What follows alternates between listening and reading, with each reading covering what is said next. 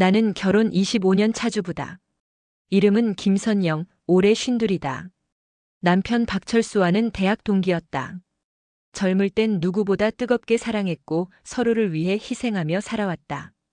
그렇게 긴 세월을 함께 했는데 요즘 들어 남편이 낯설게만 느껴진다. 아침마다 늘 나보다 먼저 일어나던 사람이 이젠 늦잠을 자고 출근 준비도 대충이다. 출근길에 배웅을 하면 오늘 회식이 있어. 늦을 거야. 라는 말만 툭 던진다. 말투가 예전처럼 다정하지 않다. 나는 처음엔 나이가 들면서 자연스럽게 변한 거라 생각했다. 하지만 시간이 갈수록 그게 아니란 확신이 들었다. 주말에도 핸드폰을 손에서 놓지 않는 모습. 분명 누군가와 계속 메시지를 주고받고 있었다. 누구야? 하고 물으면 철수는 웃으며 회사 후배야.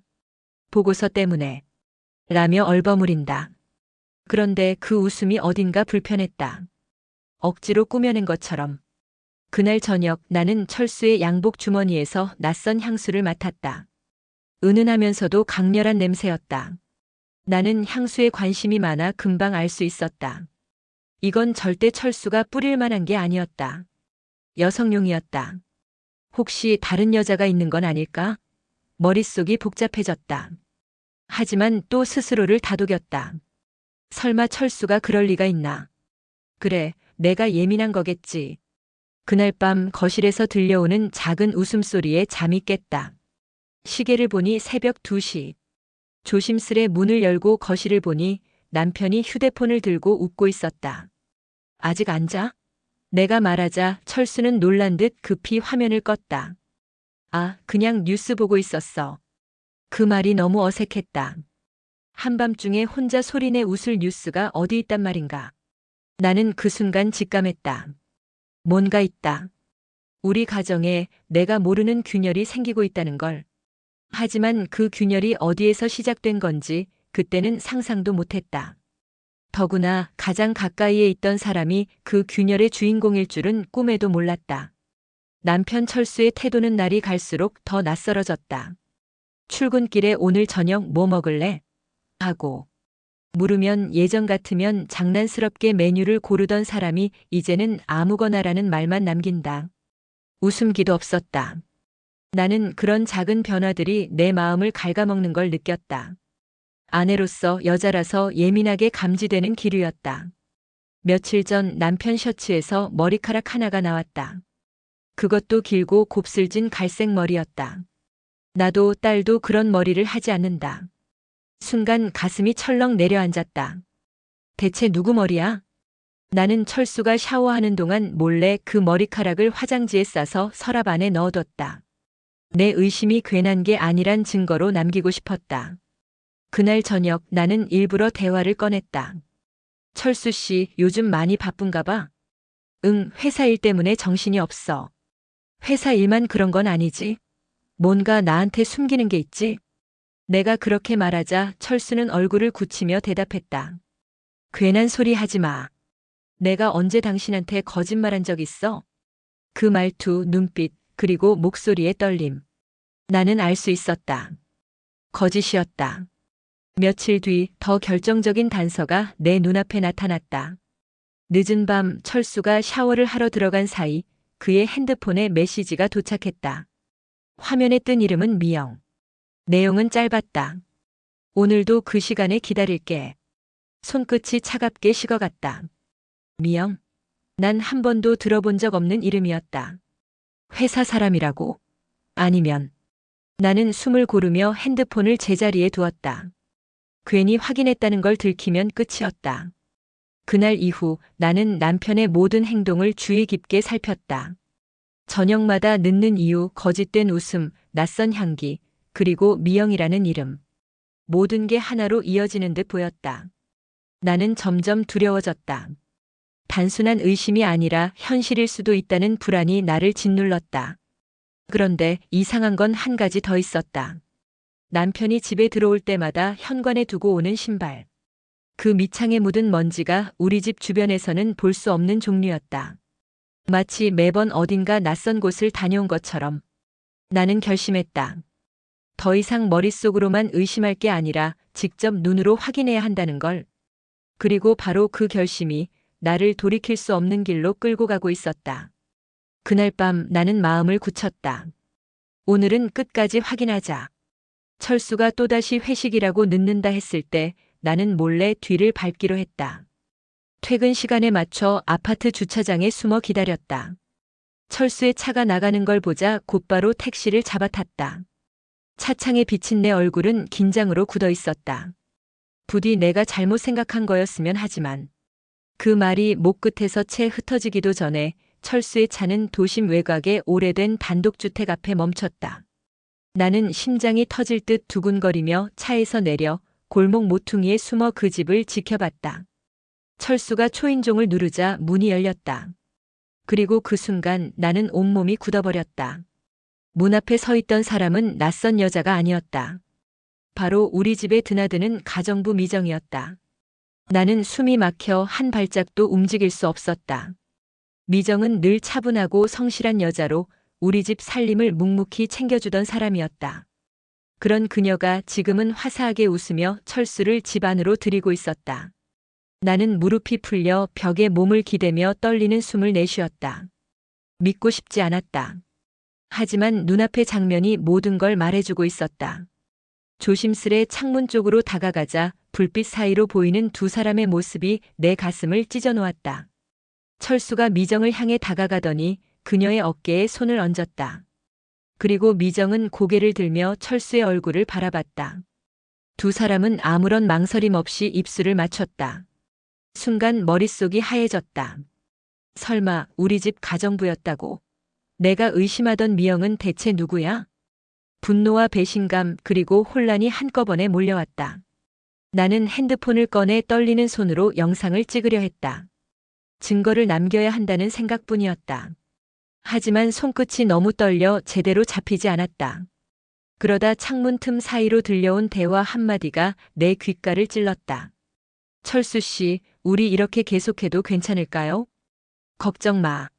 집에서는 절대 들키지 않을 거야. 그 순간 내 눈가에 눈물이 맺혔다. 나는 더 이상 볼 수 없어 몸을 돌렸다.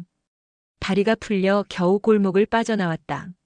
차가운 밤바람이 뺨을 스쳤지만 내 안에 뜨거운 분노를 식히기엔 역부족이었다.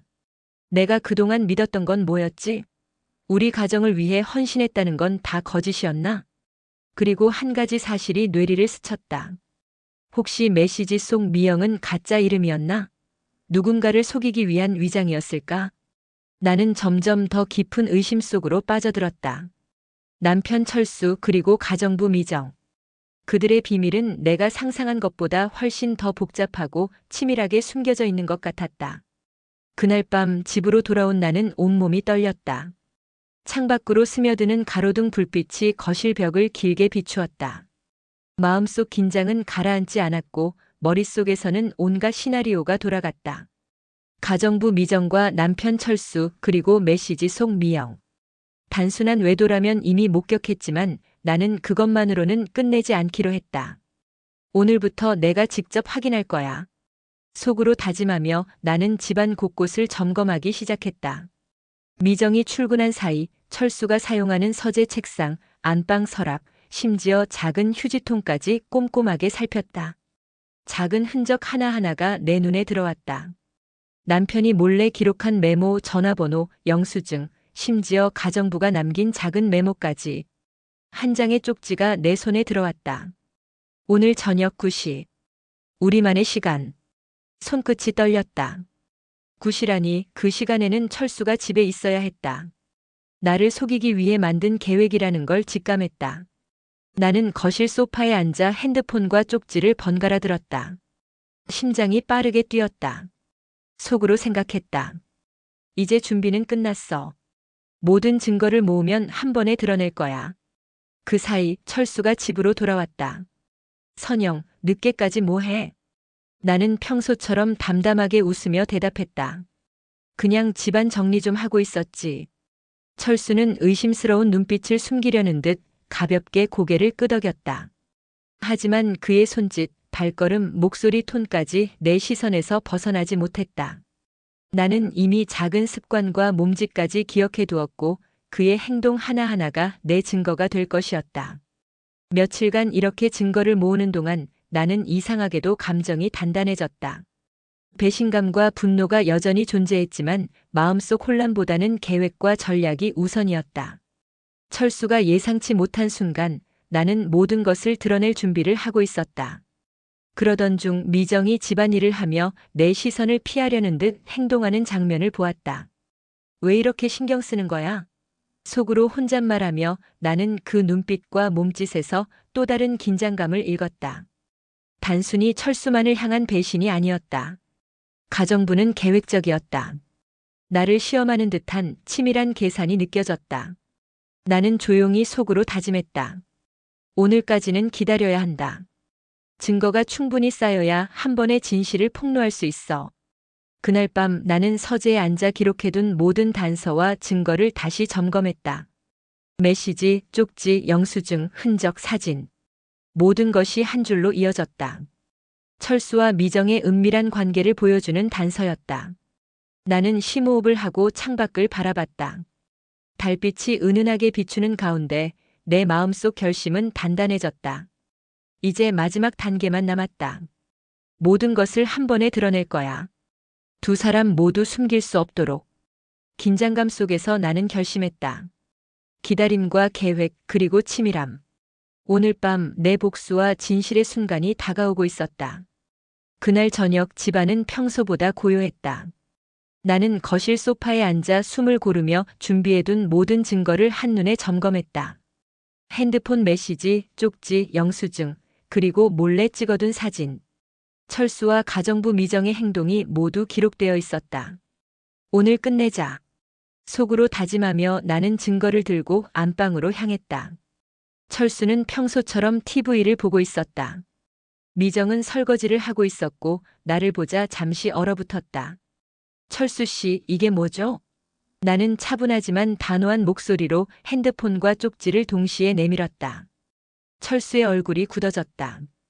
눈을 피하려 했지만 증거는 명확했다. 마음속에서 분노와 배신감이 한꺼번에 폭발했다. 미정은 잠시 침묵하다가 이내 냉소적인 표정으로 눈을 마주쳤다. 어머, 선영 씨, 드디어 눈치채셨군요. 그 말 한마디가 내 심장을 더 조여왔다. 평온했던 표정 뒤에 숨겨진 계산된 태도였다. 나는 숨을 고르며 차분히 말했다. 더 이상 숨기지 마세요. 모든 걸 다 알고 있습니다. 철수는 머뭇거리며 결국 인정했다. 맞아요, 모든 게 사실이에요. 하지만 나는 미정을 사랑한 게 아니고. 말이 이어지지 않았다. 변명은 필요 없었다.